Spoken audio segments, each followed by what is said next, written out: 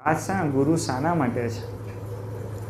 તો ગુરુનો મહિમા ગાતા ગાતા આપણે કોઈ દિવસ ઠાકોરજીનો મહિમા ઓછો નથી કરતા, પણ ભગવાન સ્વામિનારાયણ મધ્યના 11ની અંદર જે વાત કરે છે ને,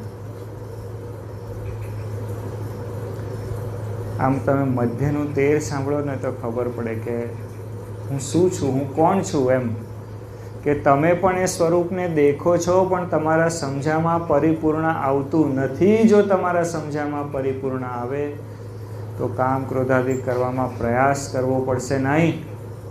ભગવાનનું આ વચન છે. અને એ ભગવાન મધ્યના 11ની અંદર વાત કરી રહ્યા છે કે તમારું કર્મ માત્ર છે ને એ ભક્તિરૂપ થઈ જવું જોઈએ. કહેવાનો ભાવાર્થ એ છે કે કર્મ માત્ર ભક્તિરૂપ કરવું તો છે, પણ કેવી રીતે કરીશ તો કર્મ માત્ર ભક્તિરૂપ થશે, એ જે જીવને સમજણ પડવી કે પાડવી.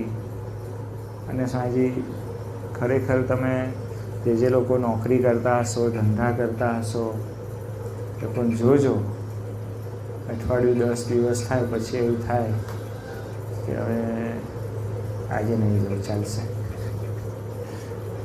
શું પણ નોકરી છે ને એટલે કે જવું પડશે, નહીં ચાલે. બાકી મન ના હોય, જોજો ધંધો હોય ને તો કે જવું પડશે. અને ઘણા બધા જે લોકો ધંધો કરતા હશે એ લોકોને તો ખ્યાલ જ હશે, ચાલશે. એટલે ઘણો બધો ધંધો એમાં બગડી બી જાય. પણ આપણામાંથી એક સાહેબ હોય, એક માસ્ટર હોય, બરાબર ને, એટલે સ્વામીજી ફેર જ પડી જાય કે